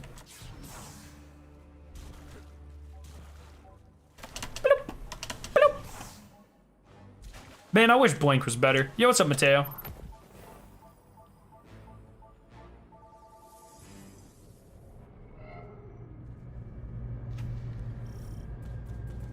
Injection rig approaching, Guardian. Freaking spoiled You know brat. what to do. Why the day before? Because at that point it doesn't matter if I screw up any powerful drops. Hopefully by that time I'll be prepped. My favorite stream just because how informational it is. Well, I try my best, man. I'm glad you're enjoying it. You know, it's sad because, you know, when I start explaining like what I do in chemistry and why it's important and stuff, I definitely see like the viewer numbers go down. Like I noticed that. And it really sucks because it's like, this is really important stuff, but I get it. People don't come to streams to learn stuff like that. And, you know, I respect that. But at the end of the day, like as a scientist, it's I kind of see it as at least partially my responsibility to make sure that I'm spreading as much information as possible. Wow, dude, Blink is so bad. The raid will be 12:50 after contest mode. I thought it was yes, no, I don't remember. Check the top. I honestly don't remember. I'm sorry.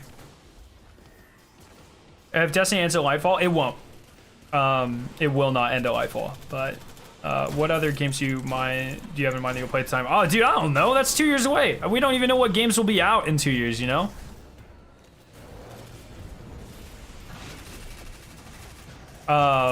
Yeah, there's no way I could predict any of that, man.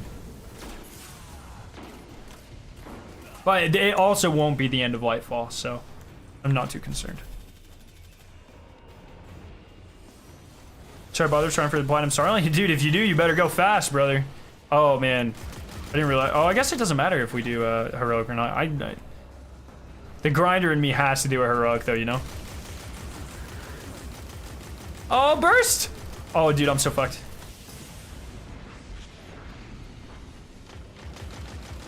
No! Big sad. I would love another Phasmophobia stream. Yeah, not happening until I finish this ranking video. All my free time has to go towards this ranking video for now, man.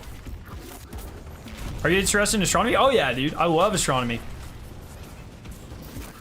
Very cool stuff for sure, man. It's one of those things that goes kind of over my head just because I haven't spent much time reading about it. I had an astronomy class though in undergrad, and it was one of my favorite classes I've ever had.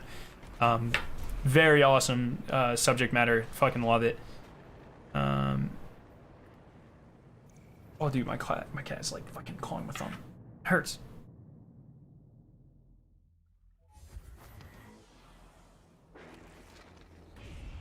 Oh, can it, James? I'll have to freaking keep that in mind, dude. Very interesting. Dude, there's not a good... There is no...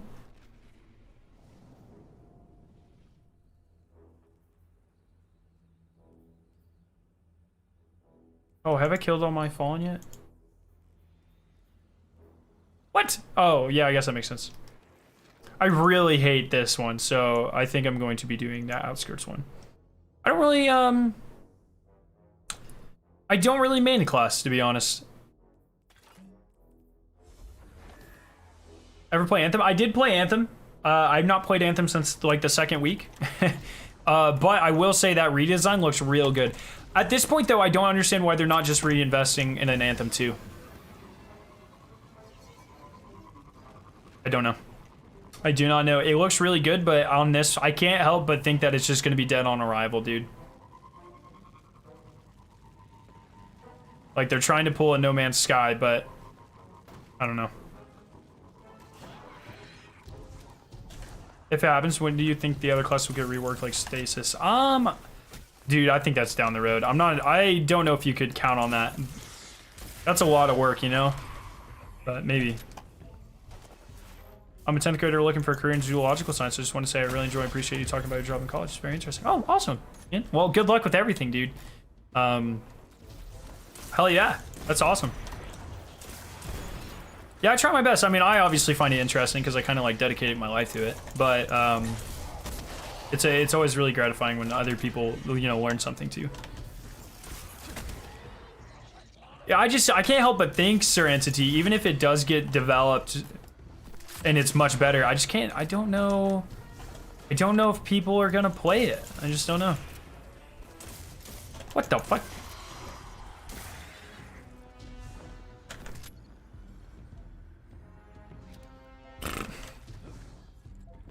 So I'm guessing you're not gonna do much Cold War stuff because Zombies is PS exclusive. As far as I'm aware, Zombies is not PS exclusive. There is an exclusive game mode in Zombies, but Zombies itself is not PS exclusive, as far as I'm aware. But there's like a, you know how like how Black Ops 2 had like turned? There's like normal zombies, and then there were fun modes. There were turned, and I think there's like a 4v4 game mode maybe.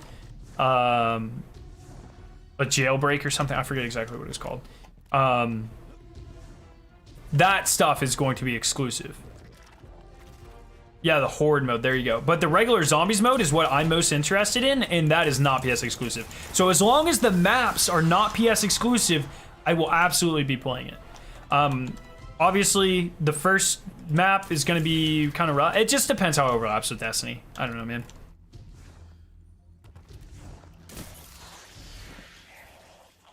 What? What the? Dude, headshots really aren't, or freaking... No scopes really suck. I've never noticed it. What state do you live in? State of none of your business. Got him. Fucking ooh. All right, 1 second. Let's see if we got this here.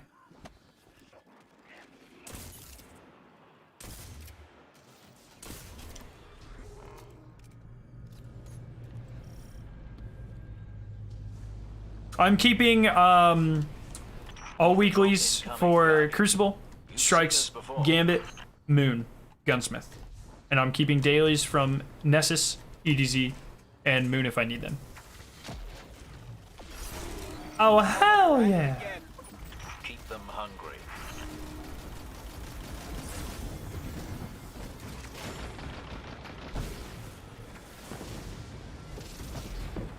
If Bungie would release a new subclass in Witch Queen or Lightfall, so I do think there's going to be two. I think there's going to be a Decay subclass, and then maybe like an Entropy or a Rage subclass. I'm thinking green and red, and I'm trying to think like what... I think Decay or like Poison, I think that's a given, especially with like the Thorn and stuff. And then for the third one, I'm not really sure. I think it would have to be something kind of like Nightmare, like Rage, or like I said, like Chaos, or something like that. I just want to end this, come on. Which location do you want added to the game the most? Europa's been my favorite, like, prospective location for a very long time. So, probably that, to be honest. I think Hive and Vex sub? No. So, Darkness subclasses are not based off of enemy races, right? Plus, the Vex aren't dark anyways. That doesn't even make sense. But the enemy races might like use darkness, but like for instance, stasis isn't Fallen themed. The Fallen are just using stasis. It doesn't make any sense for the subclasses to be themed off of an existing race. You want Savathun's War Moon for Witch Queen? Savathun doesn't have a War Moon. As far as I don't think. I think as far as I'm aware that Xivu Wrath has the War Moons. Savathun is not the god of war, so I do not think she has those. Could be wrong, but I don't think so. I never tire of hearing that. Thank you, Guardian.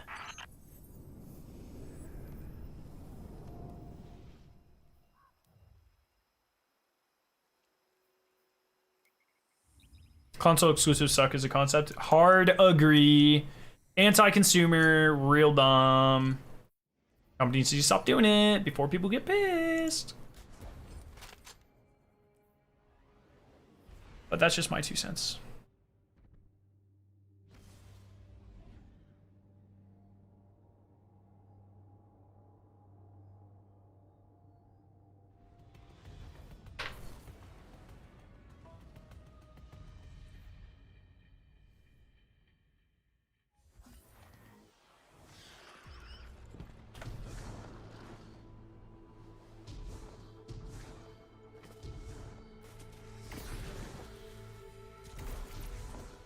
Should you do? Delete TikTok? Sorry for people watching the VOD. Will J says, Sparrow, someone on TikTok blocked me. We were having a normal conversation that blocked me for no reason. What should I do? And my answer is delete TikTok. Hello, Captain. There you go. Enjoy. Bungie's putting good reason for every destination being removed. So why is Callus leaving when the whole thing about the darkness? I'm sure it'll be explained. I'm sure at some point in time we will get lore pertaining to that. He probably is just fucking off. He's probably like, we got stuff otherwhere.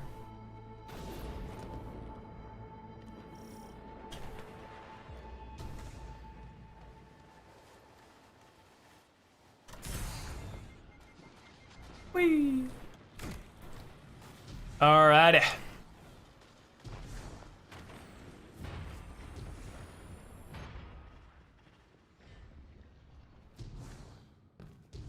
Oh man.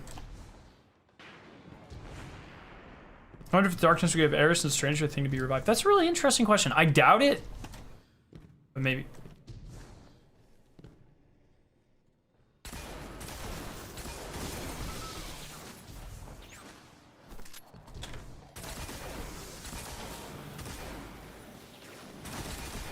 Remember when Thunderlord was one of the best DPS options in the game, and then Bungie nerfed it?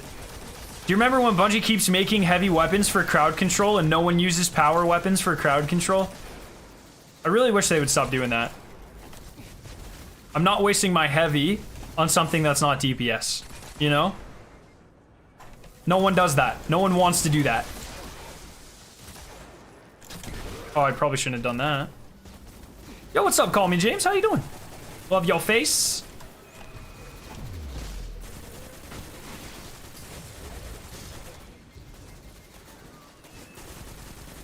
Thunderlord is a lot of fun. I mean, I have a lot of respect for Thunderlord. I love it. It was my first exotic of all time in Destiny 1. But I do like Bungie keeps doing this thing where they keep making, like, I guess not every exotic can be like king of DPS, but there's no reason to run a good crowd control heavy weapon in my opinion. I mean, some people might like doing it, but I just don't think so. Yo, what's up online? How you doing, brother? Where'd this nerd net go?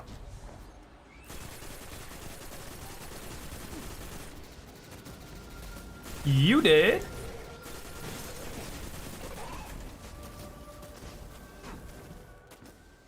What'd you miss? Not much, just discussions and having fun and really just, you know, killing time until Beyond Light comes out. Guys, we're less than two weeks away. What the fuck? Where did time go? Isn't that absurd? Oh, I need 4 more kills. Need some heavy, boys. I'm doing really well, thank you. It'll probably be good. Bungie's been really killing it with unique and really good weapons lately. So I have no doubt that everything Bungie puts in the game will be good. They've really got their shit together. Don't use last hope for the bounty. Dude, I literally, like, I'm just using whatever on my character. Why are you looking at me like that? Meow. Meow back. Spoiled bitch.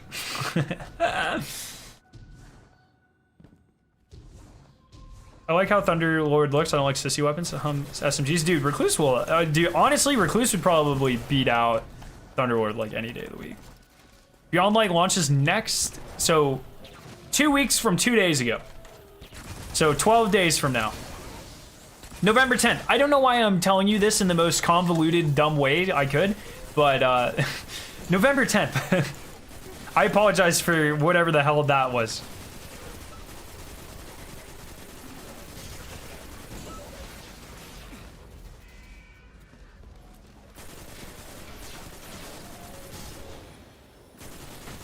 We might. No one knows for sure. All right, that's. Do I have engrams to turn in? Hell yeah, dude. All right, that's pretty much it. We've done our daily prep for today. We're almost done. Oh my goodness, guys, we're so close. Yep, I saw the Luke Smith interview. We talked about it. It was like top of the stream. We talked about it. There we go. I think I'm going to hit 3 mil. I think I will hit 3 mil. I'm at 2.6, almost 2.7. I'm going to get goddamn close to 3 mil if I don't hit it. I'm really excited, dude. Remember when Bungie fucked around and gave us an dungeon like 8 hours after it was announced? That was awesome. That was so much fun, dude. Oh, I remember. We placed like 30th in the world, dude. Me, Cactus, and ATP. And we actually started late. Thanks, Cactus. But, it's a lot of fun.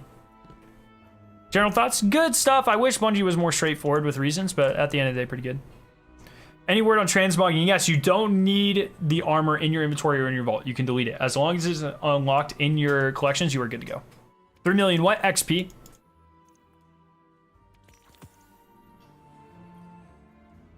Putting this thing together was easy. Getting it to record my voice was the hard part.